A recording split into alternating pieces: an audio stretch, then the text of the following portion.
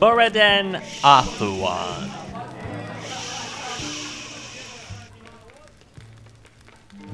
Working from within, Moriden Stormcrown created distrust, hatred, and discord within the ranks of the mighty vampire army raised by the ancient bloodline of Clan Volkar. Cursing the name of he who defeated them, these vampire hordes were driven back to the plains of oblivion. And so we find ourselves thrown together once again, my friend. Almost as if one of us were looking for the other. But why would either of us do that? To self-improvement and the training of long-ignored talents and abilities. Even as he trained at the illustrious and fabled Mages' College of Winterhold, Moriden still continued to search for a solution to the continuing dragon attacks. Spending his time, now, searching for answers among the countless tomes of the Arcanum Library, it would not be long before he was again called on to save all of Skyrim. Nay, all of Is the that where we left the off? grasping hands of power-mad maidens. Once again, the bards only tell you what they believe to be truth. They weren't there. They don't understand. You, though. You, of all people, need to understand. So let me tell you what the bards will not, what they cannot. Because the truth is not what the bards would have you believe.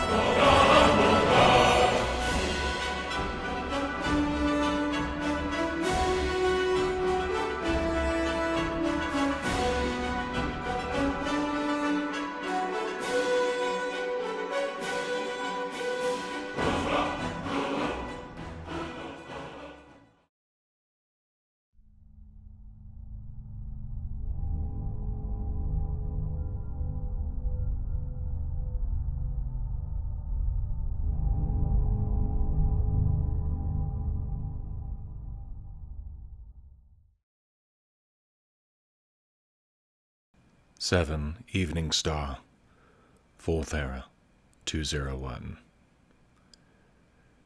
I spent several hours in the mare that night. I've never been a good companion for drinking, even less so since I stopped, but I think last night I was even less so.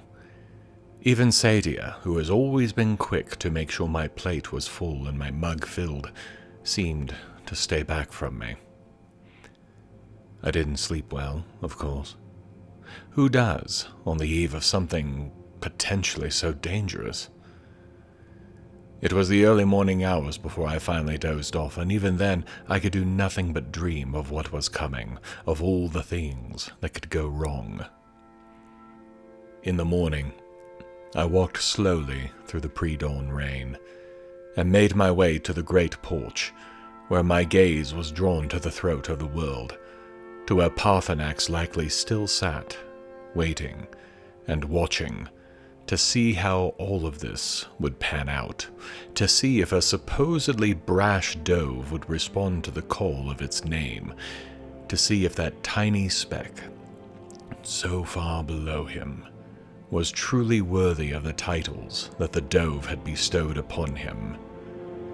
Dovahkiin, Kunarin, Dragonborn, Vanquisher. Soon, we would find out. The men were as ready as they would ever be, manning the walls along the cavernous opening. Irileth, Farengar, and Proventus stood by, witnesses to today's events, no matter how it might go.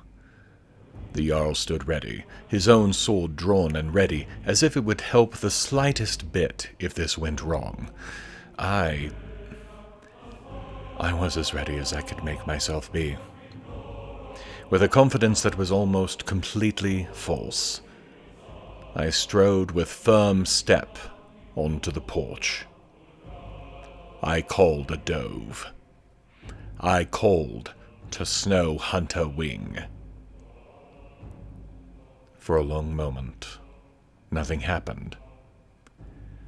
The men stirred, looking warily out into the distance. Silence held. Nothing happened.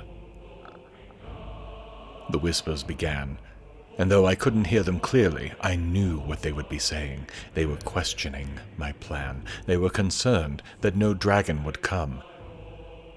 I even began to question it myself, and was about to call a second time when we all discovered that it would be unnecessary.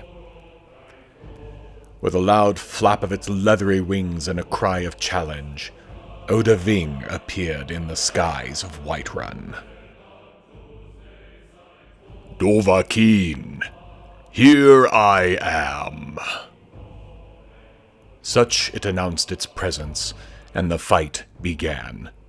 Though we had every intention of capturing the massive beast, I knew it would not be so simple as just running back into Dragon's Reach and hoping it would follow. As arrow fire from the guard arced through the air and their battle cries cut through the silence of the morning, I let loose my own reply to Odahviing's own challenge. I hit it with Dragonrend. The beast was almost immediately forced to the ground, though because it wished to continue the fight, it went straight towards the porch. Irileth and others among the guard raced forward, slamming sword and axe and magic into its side. Though such only served to make it angrier, it all but brushed them aside as ants, setting flame to everything it could reach with its breath. Then it saw me, and charged. Like a bull charging a waving cloth, it came straight at me with no regard for where it was, assuming it ever realized what this place was, or what it had once accomplished. For all I knew, it had no idea. Even if it had, though, I doubt it would have cared. It was hurt, it was angry, and the one who had summoned it to battle was clearly in sight. 2 half leaps, and it was nearly upon me, and directly beneath the ancient trap. Balgruuf shouted at those who manned the chains, and, with a noise that drowned out the yells and shouts of combat, the giant wooden yoke fell from the ceiling and wrapped itself about the neck and wings of the dove. To say that Odahviing was surprised would be somewhat of an understatement. To say that he was angry would have been to give the word too little credit. What we saw in the next few minutes was nothing short of pure rage and fury. All present dove for what cover they could find, as the mighty beast breathed fire as far around it as it could reach, tried to tear itself free of the trap, desperate now to escape, not to fight. For half an hour it raged as we sat huddled against the walls of the castle. At last, though, it tired to the point where it realized that it would not be able to break itself free. Once it had realized this truth, it immediately called for me to come out and parley with it. I hesitated, but though they are fearsome creatures, there is another thing I have realized about them in the time I have known and fought them. They are also creatures of their word. They would almost have to be, given the effects that a single word of the dove can have on things around them. So I emerged, and we conversed. The dove, it seemed, are not as united behind Alduin as they once had been. Our standoff has created doubt among them that Alduin's Thu'um is the strongest. And Odahviing freely admits that it chose to answer my call to see just how strong my own was. They are not ready to rise against Alduin themselves, but that doubt, and the humiliating capture that I have subjected it to, have convinced it to cooperate with me. Thus, I know that Alduin has retreated to Sovngarde, where it feeds upon the souls of the mortal dead to regenerate itself. It has been hurt enough that there is little likelihood of it re-emerging into Mundus anytime in the near future. If I am to defeat the beast finally, I will have to go to it. That means through a portal in a place called Skuldafn, high in the eastern mountains. That, however, was just part of the story it told, for that portal is also the channel through which energy from this world is being sent to him. In the distant past, beings of great power called dragon priests would gather and send power to their lord, Alduin. With his return, those priests have also risen, and are doing the same even now. That leaves us at an impasse.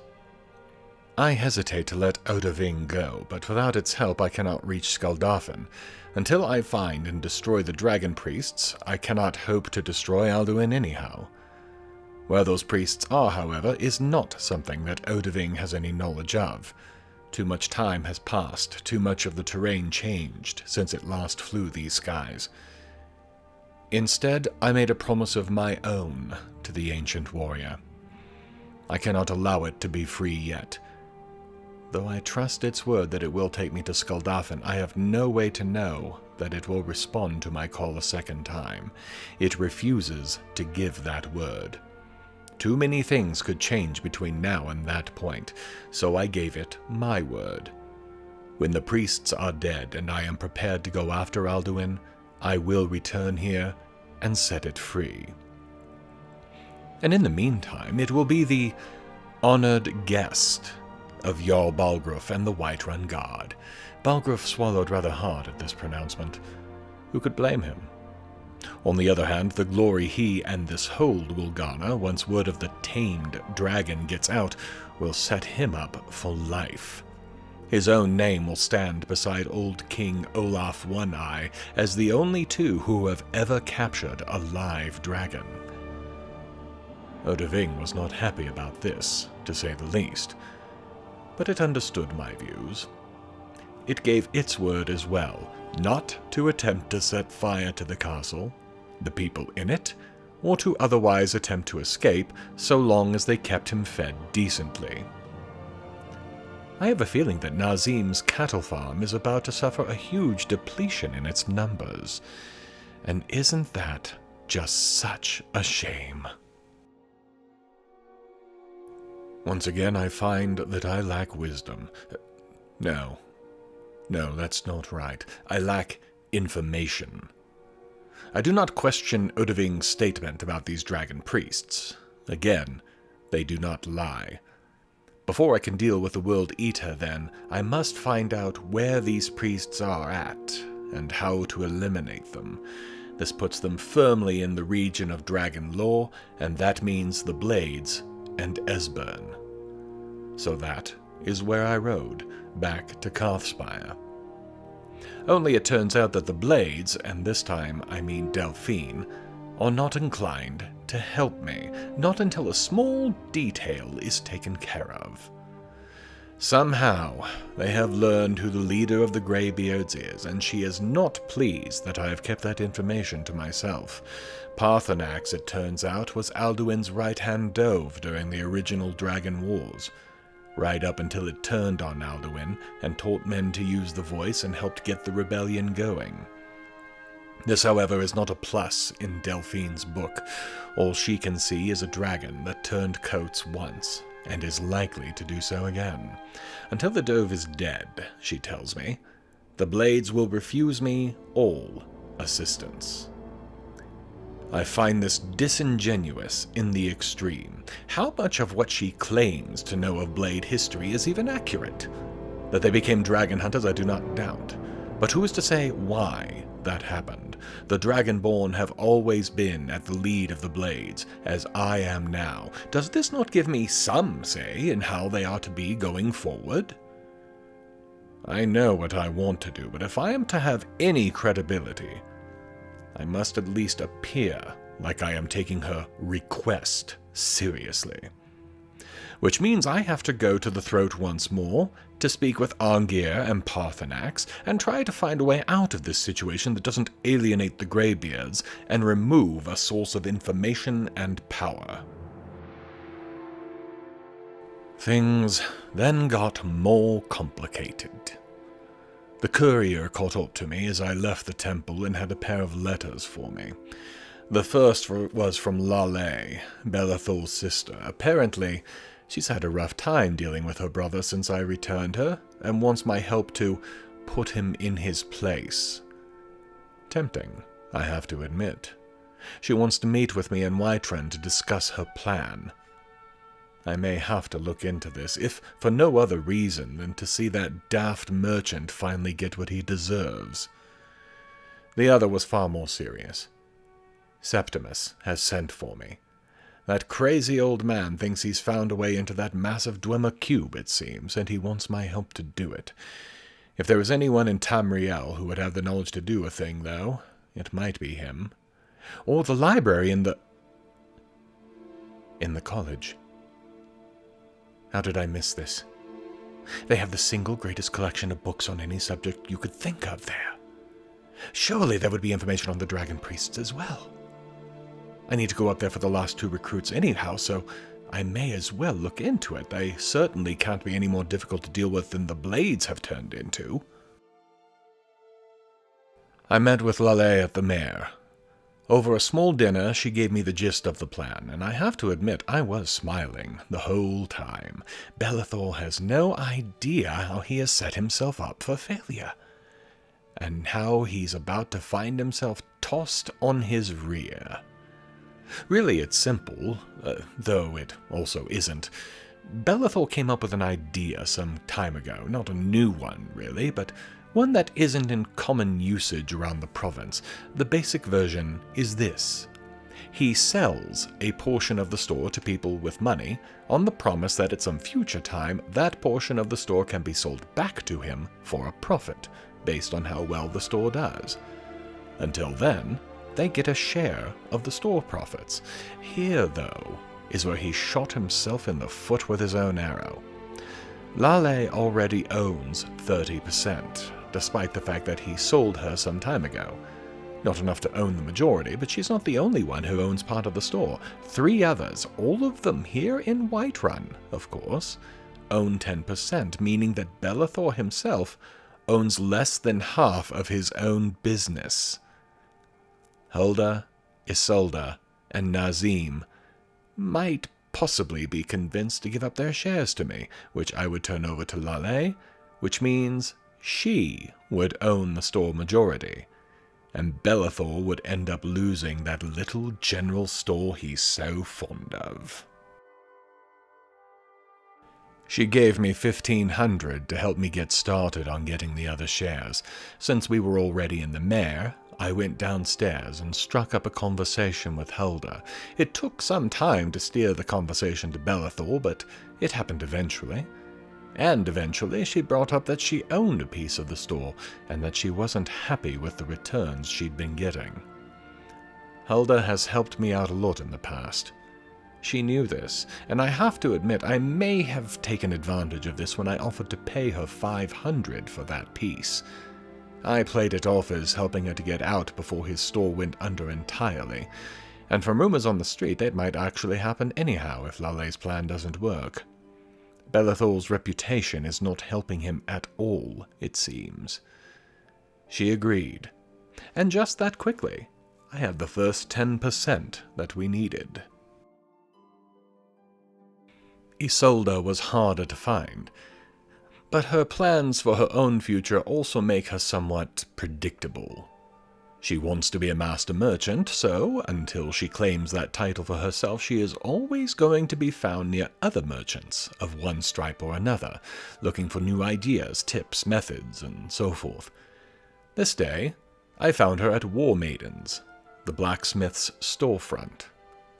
I had to pull her aside for a private conversation as I didn't want her reputation to be tarnished, and that was the exact line I took with her. I am one of a small number of people who knows of her involvement in slave trading, you see. Her jaw dropped somewhat as I mentioned this, but then remembered that, technically, that was exactly what had happened when she bought Lale and then sold her later on. We both knew that that was exactly what it was, a technicality. But it was one that, legally speaking, was absolutely true. I did not threaten to reveal this. I didn't want to have blackmail over her head. Instead, I wanted her to understand that someone else did have that information. It was even believable, because she owned a part of Belethor's business. If she sold that portion, then not only did she break that connection and make the accusation, if it were ever raised, seem silly, it would also give her a front-row seat to the downfall of the man who had put her in that position, and get paid for doing it. She was quiet for a moment, but a slow smile crossed her lips. Front row seat, you say? Nazim is not the most popular thane of the Jarl's court. It is no secret that he feels himself to be superior to pretty much everyone else in Whiterun, possibly including the Jarl himself, though this has not quite been confirmed. His condescending tone and lack of empathy for anyone else is a legend, and how someone hasn't tried to kill him or performed the Black Sacrament with his name on their tongue is anyone's guess. This did, however, mean that finding him was always simple. He would either be in Dragon's Reach fawning over his lord, or at his own farms outside the walls being fawned over like a lord. The former, though, tended to be the truth of the matter, and so I was not surprised to find him reading a book not far from Jarl Balgruuf's throne. He didn't notice me when I walked up, so I took the opportunity to look over his shoulder for a moment. I wasn't aware that his tastes ran to that kind of story, or about those kind of people. Oh well, none of my concern. I got his attention with a throat clear and then made my proposal. I knew he owned a part of Belethor's and made it clear that I thought the place would be failing soon. Nazim didn't buy it at first. It was, after all, the only general store in the city. When I pointed out the Drunken Huntsman, however, and how it had been expanding its wares of late, he became thoughtful. I then spent 30 minutes convincing him to sell me his portion of Belethor's for 500, so he could turn it around and invest in the Huntsman, possibly, instead, and leave me holding a bad promise to pay. And even better, he thought it was his own idea. Someone who thinks they are smarter than everyone else is usually easy to fool. And this fool was no different. With all 3 sets of shares now in hand, I made my way back to Lale. Her eyes lit up when she saw me enter the mare. We spoke briefly, me filling her in on the deals I'd made and the promises I'd made to Isolde about being there when it all went down. Lale wasn't entirely pleased about that part, but after I also told her how I had snowed under Nazim, she let it go quickly. As I said, nobody really likes the man. We made some quick plans and then sent off a note to Isolde, telling her she wanted to be at Belethor's in an hour. We spent most of that time making sure that we both understood the plan and what would happen afterwards. Then, with malicious smiles, we stood up and went to pay a visit to the charming older brother. Lale went in the back door. I went in the front after I saw Isolde enter herself. Once assured that all of us that were needed were present in the room, I cornered Belethor and told him I'd bought out the shares from the other owners, and was interested in knowing just how much I could expect in the way of returns. The way his face lit up was almost comical. He honestly thought I was going to support him after everything I'd seen, everything he'd asked me to do.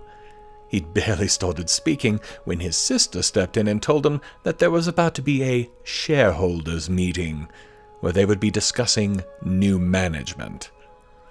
Belethor was so smug. He knew I was the only other shareholder, and he just knew that I would support him. That all came tumbling down, of course, and the entire thing had been in public so that Isolde could laugh and lightly mock the man in front of everyone else as it happened. Lale now runs Belethor's. He gets to remain as the front man, a paid employee, but nothing more. And me? I get the pleasure of watching the man squirm every time I walk in here, in addition to a share of the store profits.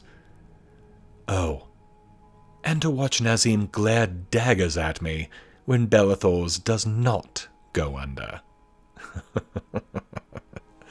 Overall, a wonderful day.